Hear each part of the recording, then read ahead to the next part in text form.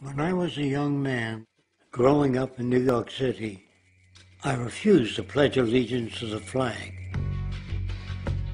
Of course, I was sent to the principal's office, and he asked me, "Why don't you want to pledge allegiance? Everybody does." I said, "Everybody once believed the earth was flat, but that doesn't make it so." I explained that America owed everything it has to other cultures and other nations, and that I would rather pledge allegiance to the earth and everyone on it.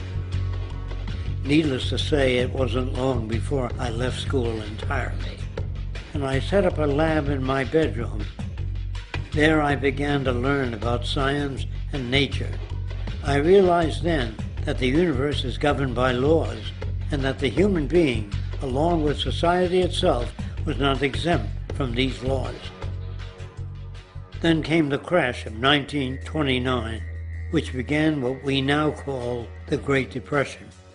I found it difficult to understand why millions were out of work, homeless, starving, while all the factories were sitting there. The resources were unchanged. It was then that I realized that the rules of the economic game were inherently invalid. Shortly after came World War II, where various nations took turns systematically destroying each other.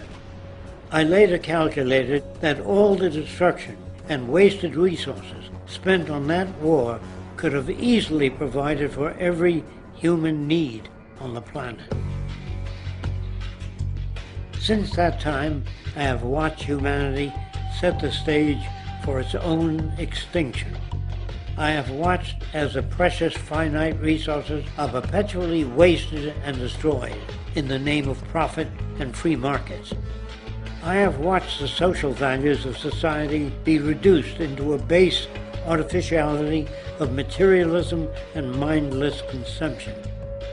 And I have watched as the monetary powers control the political structure of supposedly free societies.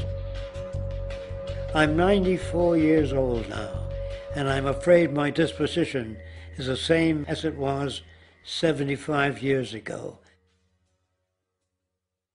This shit's got to go.